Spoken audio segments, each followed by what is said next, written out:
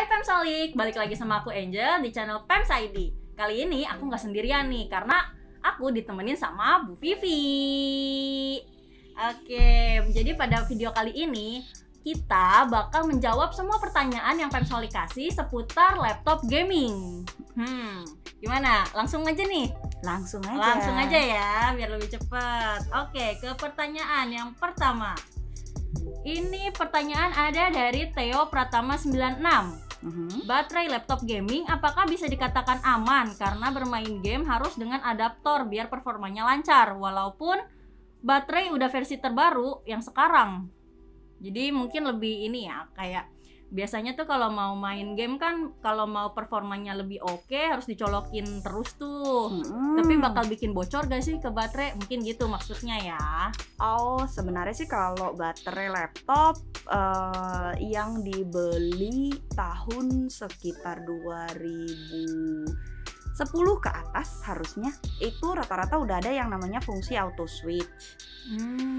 Jadi dia tuh ada kayak semacam cut off-nya gitu, tergantung setiap laptop ada yang berbeda-beda. Pokoknya dia kalau udah 90-an persen, ada yang di 96, ada yang di 97, ada yang di 95, 90-an persen dia itu biasanya auto switch-nya akan nyala. Nanti tuh indikator di bagian, bisa dilihat tuh di bagian kanan bawah Windows gitu, nanti dia ada kayak plug-in not charging.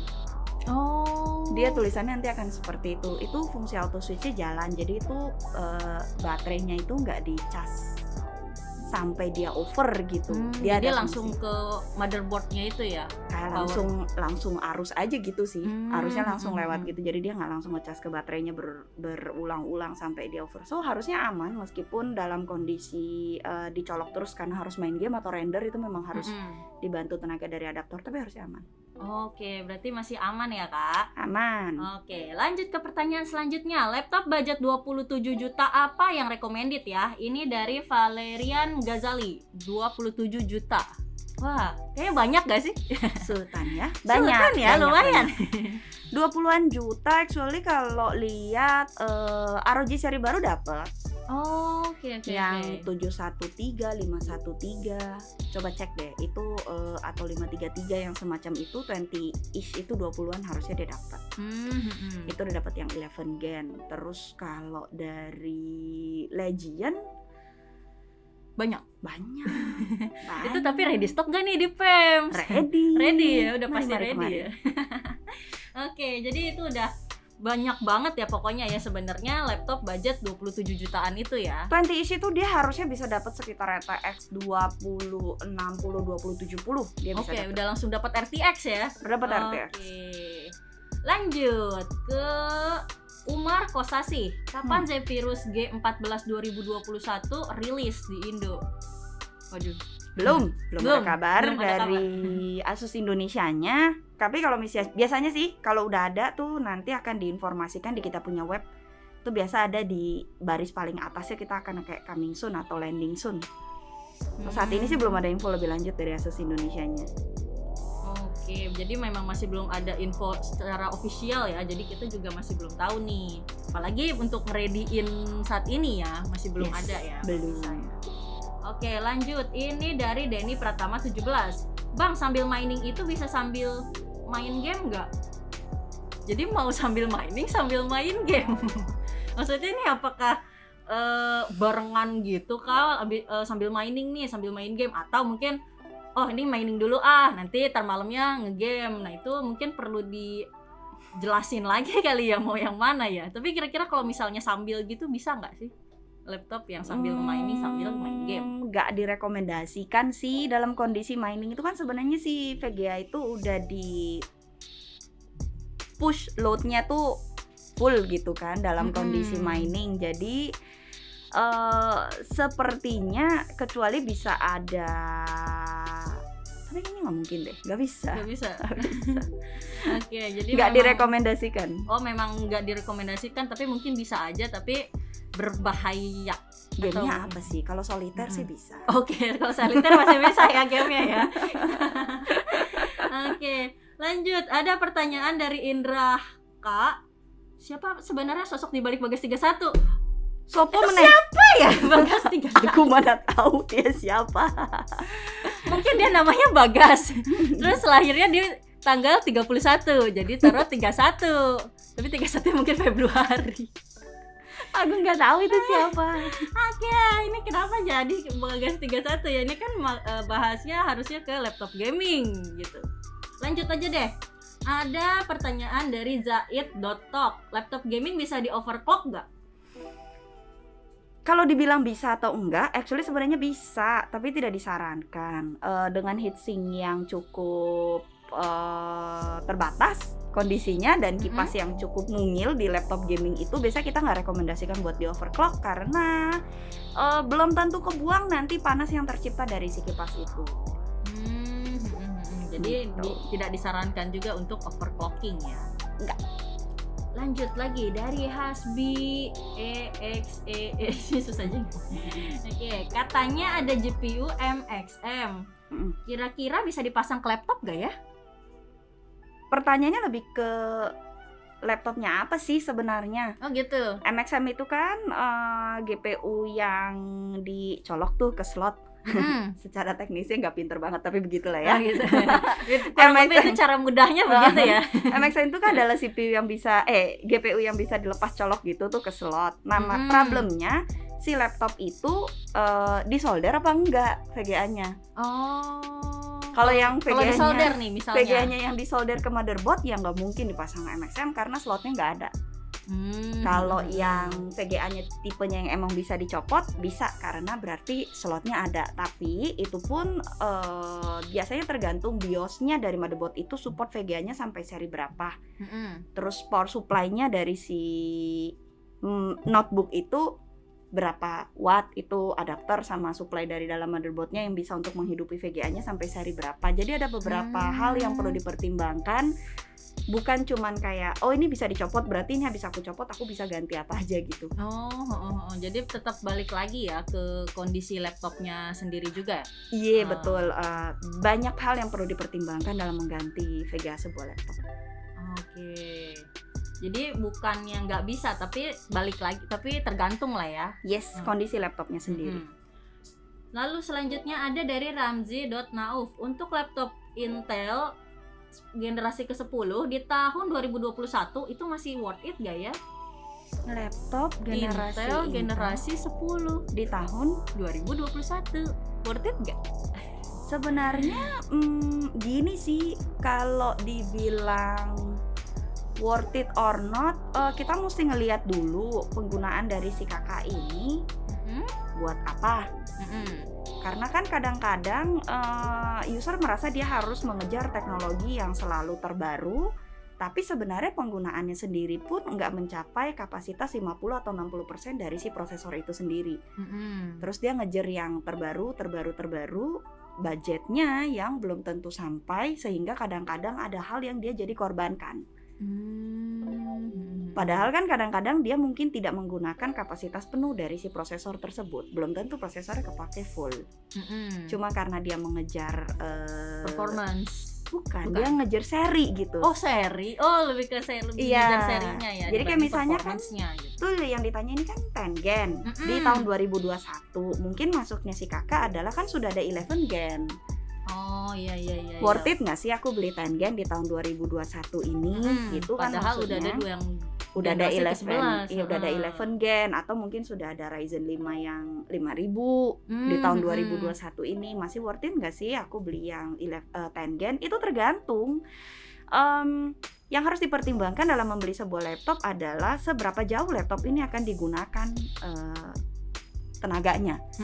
Ya kan? Biasanya untuk kakak-kakak yang menggunakannya tuh buat gaming, render, edit 3D, nah itu biasanya memang sangat membutuhkan kekuatan dari inilah ya, prosesor, VGA, RAM, itu mesti yang benar-benar dipertimbangkan dengan baik sesuai dengan budget. Tapi kalau misalnya yang ternyata dipakainya buat browsing, email, office computing yang semacam itu, biasanya sih enggak. Biasanya actually seri apapun masih akan bekerja dengan baik. Tergantung daripada si kakaknya nanti mau menghabiskan budget berapa atau model seperti apa. Ini ibarat kata kalau beli handphone, kalau udah ada note yang misalnya udah ada note yang 30, kita masih mau beli note 20 nggak, ibarat katanya gitu. Balik ke budget sendiri juga ya. Sendiri. Oke, selanjutnya ada pertanyaan dari Apria Fandi. Lebih laku Razer atau Alien? Maksudnya mungkin lebih laku laptop Razer atau Alienware gitu kali ya. Karena kan itu kan sejujurnya tipe laptop yang mungkin orang masih jarang pakai ya mungkin ya. Karena kan orang biasanya pasti pakainya kan Acer, Asus, Lenovo kayak gitu kan. Tapi mungkin di antara kedua laptop ini nih, yang Razer sama Alienware, kira-kira lebih mana sih yang lebih laku di PEMS kira-kira mungkin ya di antara kedua ini? Pangsa pasarnya agak berbeda. Kalau Razer itu pangsa pasarnya selalu adalah mereka yang menggemari slim and thin series. Yang mau pengen mobilisasinya lebih mudah gitu ya. Yang pingin barangnya lebih tipis, yang pingin barangnya lebih compact. Terus karena Razer juga brandingnya bagus, ada di kategori high end, mereka biasanya juga memperdulikan masalah lifestyle ya kan. Jadi kalau brandnya di bawah dibuka itu masih oke. Kalau Alienware yang di PEMS paling sering jual itu kan yang Area 51M tuh. Area 51M itu kan yang performance-nya pakai desktop prosesor. Ya, yang ini ya i7, i9 bahkan ya. Yes, ada gitu ya. Sampai i9 yang desktop prosesor. Jadi sebenarnya dari sisi penggunaan tuh beda. Alienware biasanya mereka kalau Area 51 mereka yang lebih mencari performance. Yang benar-benar performance-nya ingin paling tinggi. Kalau yang Razer Blade mereka biasanya yang mau cari lebih ke arah lifestyle, lebih ke arah mobilitas, tapi juga tetap ingin yang mempunyai spesifikasi bagus. Jadi laptop yang compact kecil tapi ya kecil-kecil cabai rawit lah ya ibaratnya ya. Nah itu adanya tuh di Razer. Kalau yang di Alienware biasanya dia nggak ada yang setipis Razer Blade gitu. Dia nggak ada. Iya gede-gede semua gitu ya. Oke. Berarti ini tergantung dari pasarnya aja ya. Ya itu dua yang berbeda. Oke, next ada dari Narasonda 90. PEMS jualan laptop Lenovo Legion 7 2021 enggak? Ayo jualan nggak? Jual sih. Oke, itu yang baru keluar itu ya kalau nggak salah ya? Ya, yang baru launching ya, kayak baru launching gitu. Ada, cuman barangnya mungkin bisa ready to sell-nya di bulan depan. Bulan Mei lah ya kurang lebih ya. Ya, Mei, karena saat ini spesifikasi sama tipe-tipenya tuh belum keluar secara resminya dari Lenovo Indonesia. Jadi kita belum tahu nih harganya apa sama spesifikasi fixnya itu seperti apa yang untuk dijual nanti. Tapi akan jual sih, cuman ready-nya nanti masih di bulan depan. Oke, jadi masih bulan depan ya. Jadi ditunggu aja ya. Oke. Ini ada pertanyaan terakhir nih. Apa tuh? Dari Unknown Living Form. Terima tuker tambah nggak? Hehehe. Oke. Kita terima juga sih. Hehehe lagi. Kita terima untuk tukar tambah. Mungkin nanti kalau Pemsolik ada yang berminat untuk mengetahui nih harga laptopku kalau diterima harga secondnya berapa sih gitu kan? No problem, just isi aja form tukar tambah kita di syarat dengan tentuannya sama formnya itu ada di satu landing page sendiri, tukartambah.pems.com.